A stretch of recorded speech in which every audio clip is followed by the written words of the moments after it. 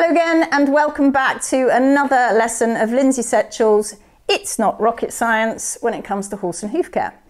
Now, just recently we put a post out on our Facebook page. If you haven't seen it, go back and have a look, of the progression and rehab of a mare who had quite a lot of separation in her foot, and we showed you the rehab, the safe rehab, all the way through a whole hoof cycle. We're nearly there. We've got about one more trim cycle to do. If you haven't seen it, pop back and have a look at our Facebook page. Now, it always causes a bit of a furore on Facebook and on social media, mainly because we have what looks like this ugly long toe. And the equine world, right at this moment in time, is really struggling in embracing that healing long toe, because they think it's long and the horse is going to trip and they're going to be lever forces and it's going to cause strain and it's going to cause sprain and it's going to cause problems. That horse isn't going to be comfortable, it's going to make things worse for the horse. Well, if you stick around in this lesson, we're going to talk a little bit more about that and why it doesn't do that. But I want to talk to you about 4 things in this lesson. The first one I want to talk about is, why is hoof care so darn confusing at the moment? Well, we've put the cat amongst the pigeons, haven't we? Because we've been doing this trim to Mother Nature's constants for a very, very long time. But I think that a lot of people are only just really starting to get wind of it. Now it's starting to pick up because we have far more students now. We have quite a lot of clients that are all over the place having fantastic rehabs and recoveries with their laminitis. So we're going to talk about why hoof care is so confusing. We're also going to talk about the value of research. The value of research. That's important. Let's put an of in there. We're going to talk about the value of research. How valuable is it? Is it relevant today? Something that we did 20 years ago. And we're also going to be talking about making assumptions about hoof care, because that is something that happens a great deal by a lot of people that haven't done very many studies. We've done quite a lot now, and it's something that people do a lot when it comes to hoof care. They see something and they make an assumption that something else is happening, when in actual fact it's not that at all. It isn't. So we're going to be talking about that. In fact, as we go through it, we'll be really talking about assumptions. And then the 4th thing we're going to talk about today is something quite special that we have got coming up on the horizon, which I think you'll find really interesting. So without further ado, let's get into it. So we're going to be talking about, let's get rid of my rocket. We're going to be talking about why hoof care is so confusing. And let's leave that up there for the time being. So here I am. Here's my very confused face. And I'm an owner, look, and I haven't got a clue. Because I've been hearing about this long toe method, and I've also been hearing about the chop the toes off method. And I'm like, I don't know which one I'm meant to go with. Well, let me discuss both of these methods. So we're lumped into this group here. This is us. This is definitely not us. We're not the chop the toe off. So this is us. This is our ordinary foot, and here is P3. There it goes. There we go. And that's a pretty standard looking ordinary foot. There's no long toe on there, and this is the foot that we want to achieve. Okay, this is the foot. We want everything to be as Mother Nature wants the foot to be, how she designed it, how she evolved it over 55 million years. Now there's another form of hoof care where you have the same foot like this, but because you're a bit terrified of something called lever forces, you tend to spend your time panicking about the toe and constantly taking the toe away. Also at the same time, you tend to leave the heels higher than Mother Nature wanted them to be, how Mother Nature designed them to be. And we see this all the time when we go out to clients' horses, because we see those heels and we see those bars and we see them above the hard sole plane, because we trim to the hard sole plane, which is Mother Nature's constant. That's us. This is us. Us, HM. Boop. And over here, chopping off the toes and leaving the heels too high isn't us. That is, quite frankly, traditional hoof care. And that hasn't got us very far over the last few centuries. So this is traditional hoof care. And how does traditional hoof care work? Well, we do something called PPT. And that PPT is personal, there's the P, preference, there's the other P, trimming. And that is most definitely not us. That's the PPT. Because it's actually a lot of the time down to the hoof care professional and what he feels or she feels is the right thing for that foot. Now that's dangerous, because if you have a hoof care professional going, I think that the toes need to be taken back more or the heels need to be left higher, you're starting to play around with something which is the most incredible feat of engineering that Mother Nature designed. And you shouldn't do that, but it happens all the time. Many horses we come across actually would have quite a nice foot if the heels were left as they should be and they weren't left high and they left the toe where they should be. So we've got the hard sole plane, Mother Nature's constant, and this is the side where we're into PPT, personal preference trimming. And you can line up a bunch of hoof care professionals and each one will do a slightly different trim. One of them might leave a little bit more on the bars, another one might leave a little bit more heel height. Today they feel that they're going to leave for this horse 2 mil. Last time they left 5 mil. Not only do they do that, we may leave more at the quarters. We might not take them down to the hard sole plane and therefore we leave more bars because the bars are attached to the heels because it's part of the hoof wall. And then when we get to the toe, well, it's anybody's guess how much toe we're going to take off. Some take off a lot, some relieve the toe a little bit, some take it all the way into the white line and some even take it right back to the sole. Which means that poor old horsey is now walking around on that part of his foot. So in this scenario here, where we've just followed the hard sole plane, we have that amount of surface area for the horse to walk on. Unfortunately, in this scenario, we have now shortened the surface area that the horse walks on, and that's important. That's really, really important, and we could do another lesson on surface area and how that affects a horse.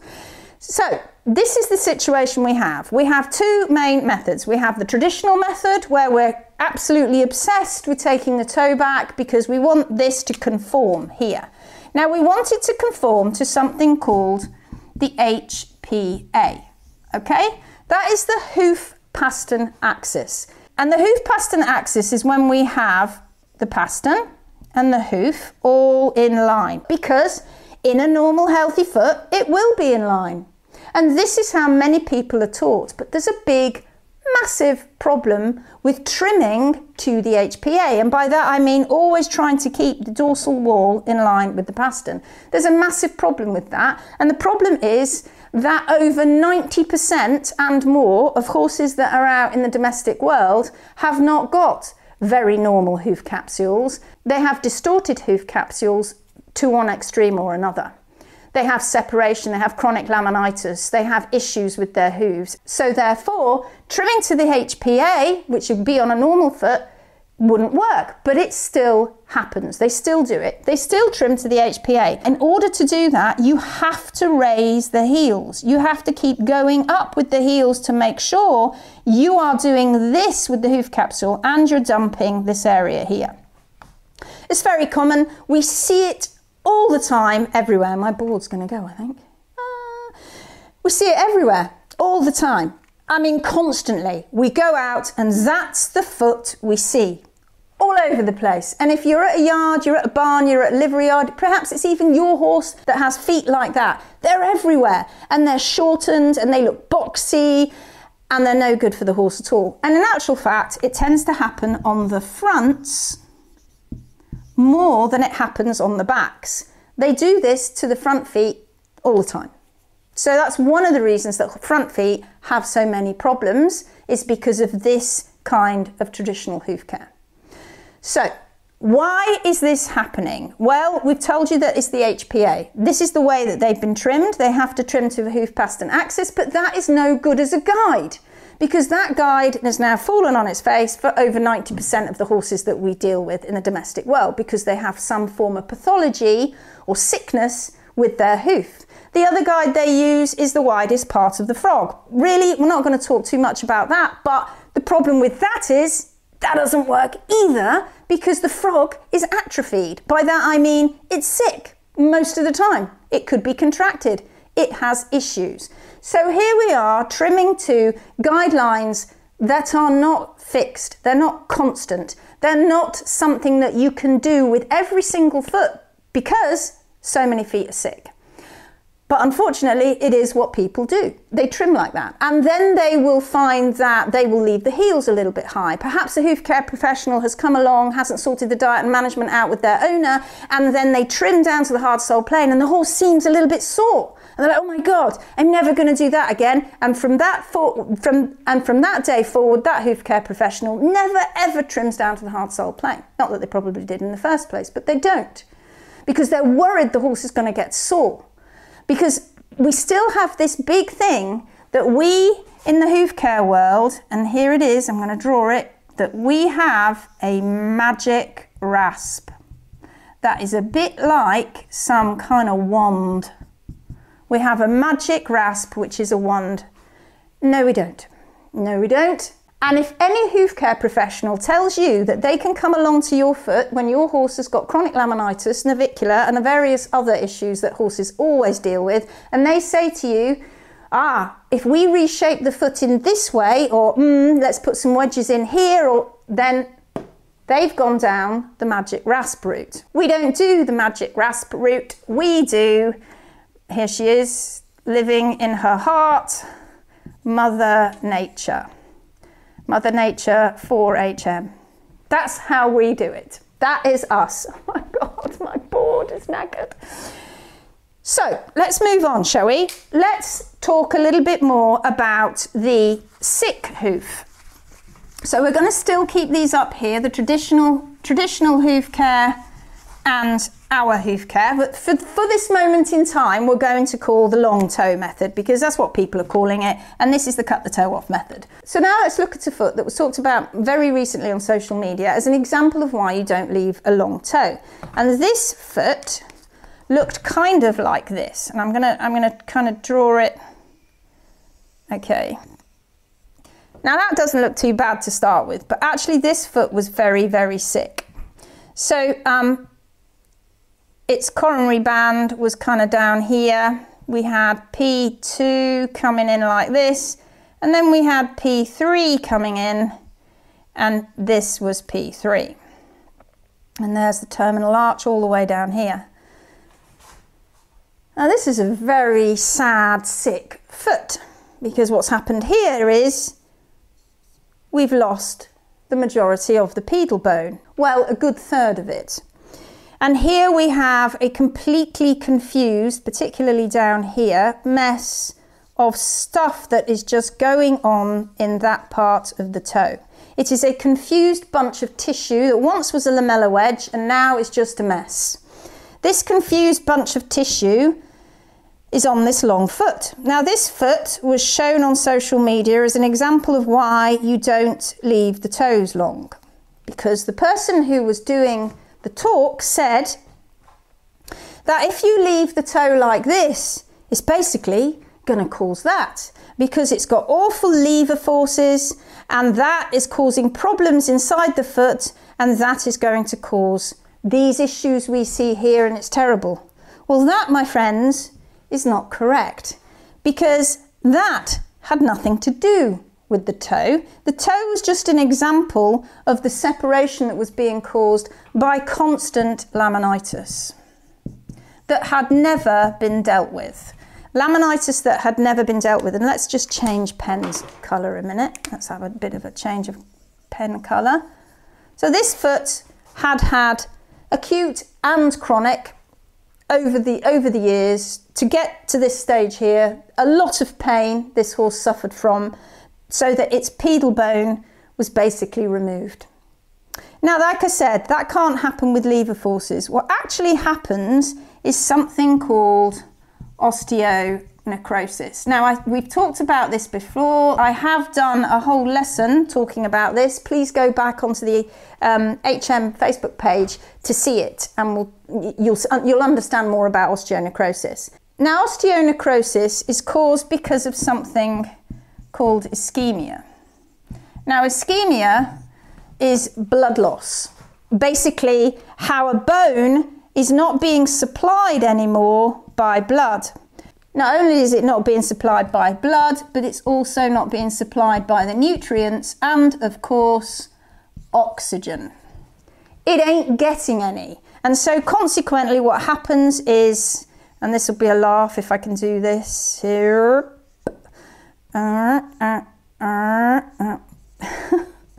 There is my skull. We have bone death.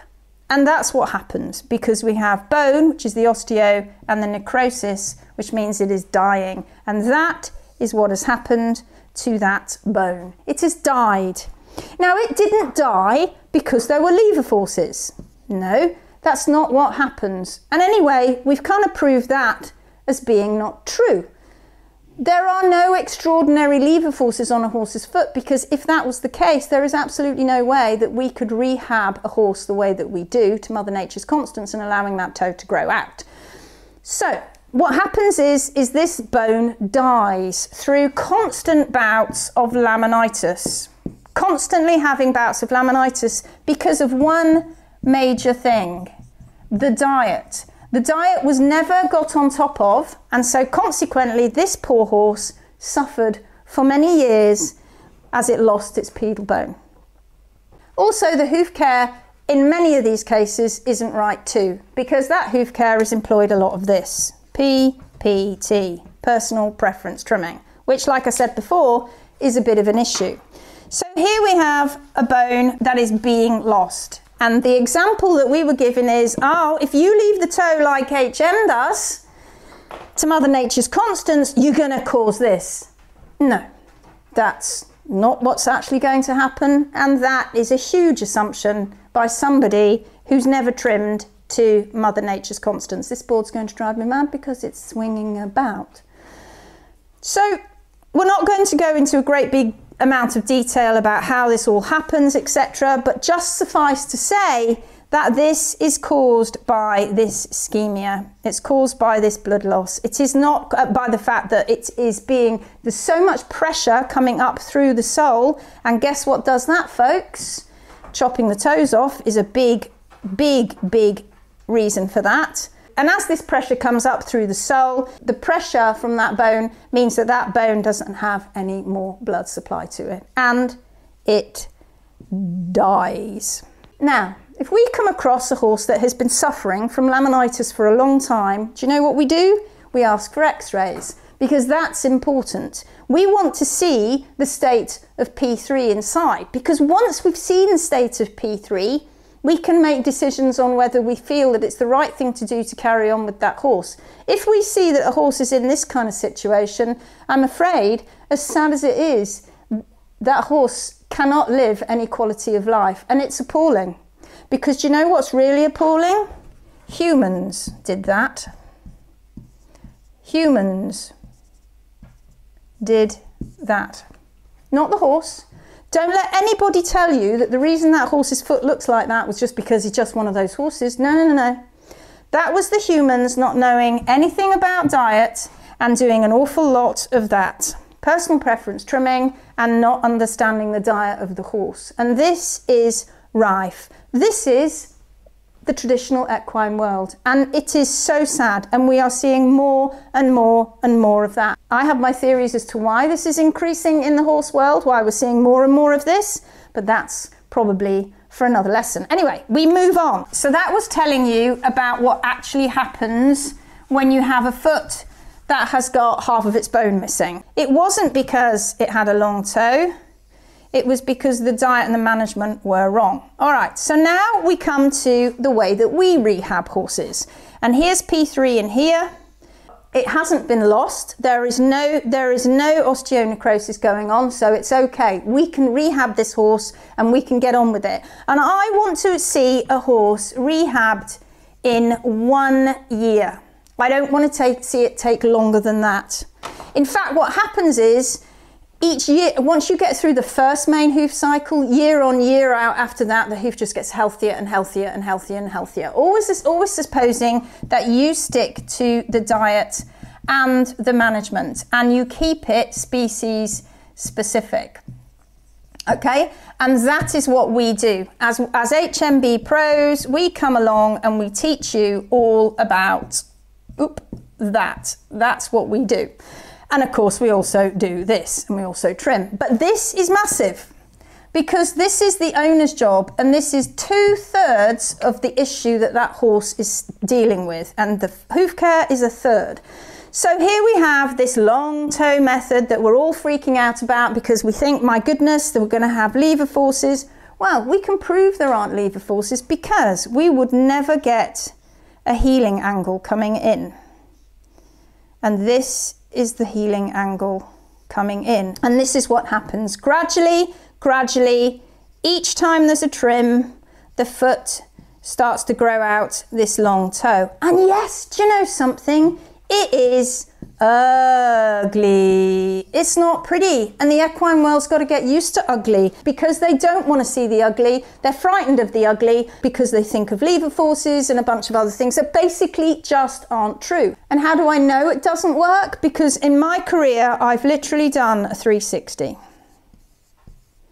I started off right back here, the natural way. And then I got a bit lost as I was going along. And no, I didn't get hugely lost, but a little bit lost as I went round and I played around a bit and I went down the road of a little bit of PPT. Not too much, but enough. And then I carried on and I'm like, oh, I'm starting to see that doesn't work. Because I would get moderate success with chopping toes off. And believe me when I tell you, my version of chopping toes off and the industry standard of chopping toes off is not the same. But I would get some moderate success, but it never made me feel comfortable letting the horse walk around on that main pressure point under the sole at the toe. It just didn't seem right when I know that no horse would ever do that to their own foot. And there was a bunch of other things too. I didn't feel right with just leaving the bars as they folded over and caused many issues with the bars. So I ended up going a full 360 until I came right back to here and went, you know what I need to do? I need to get out of the way of Mother Nature and the healing pathway because that will do itself. That will heal. Oh, come stay still. Because the healing pathway is everything. And if you get out of the way and you let the healing pathway do its thing and you believe in Mother Nature's constants, this will happen. Now, this is something you need to know, guys. We don't go around going, let's leave horses' toes really long. They are what they are, and we have to have that hoof wall down on the ground, no matter what. But if there is separation there, so the hoof wall's looking really crazy, we are there saying to the owner, you have to fix this.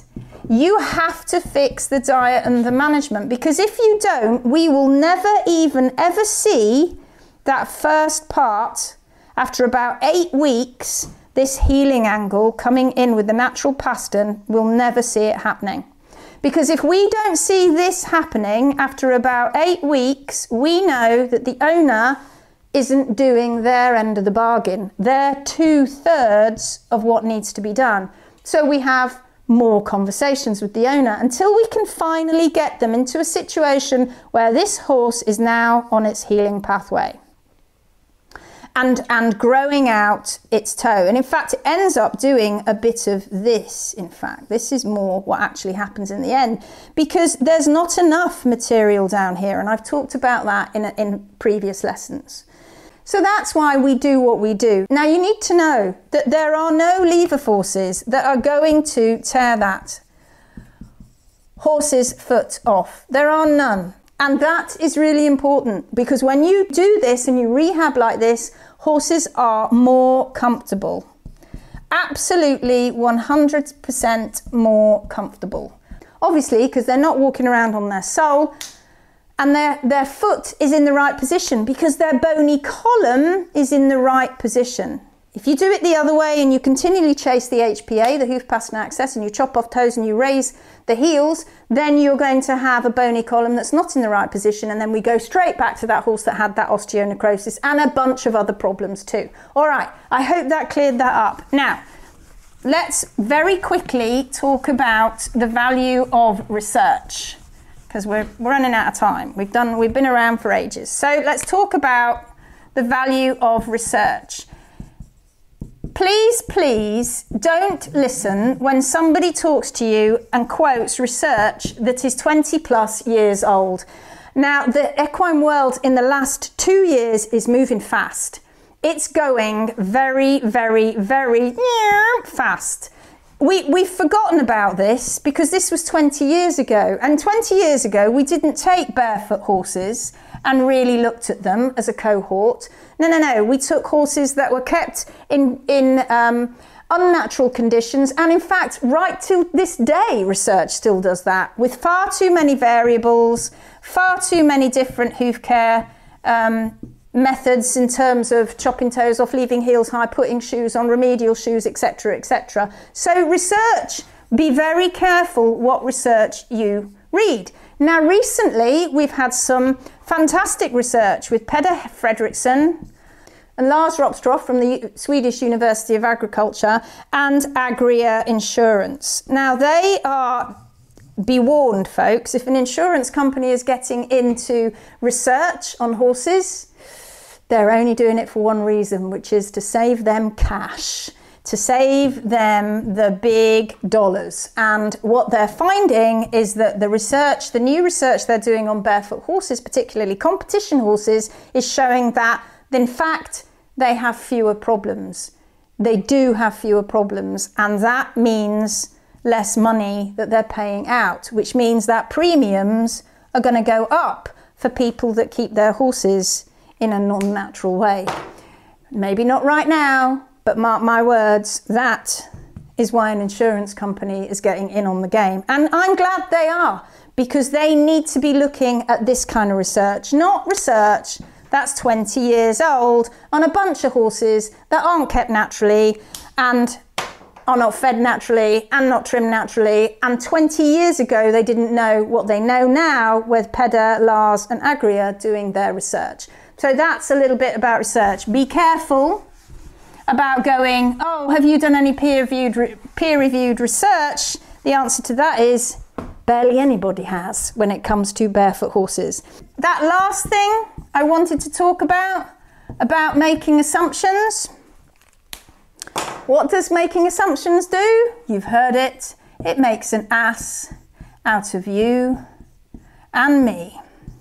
So let's not make assumptions, folks. Let's stick to science and what we know, and let's stick to observation. When I started all those years ago and I did all of the things that I never do now, and I now work to Mother Nature's constants, I did it because I observed and I saw better results. In fact, nowadays, we don't have results that crash. We have successes all the way along the line as long as the owner stays on board with the diet and the management.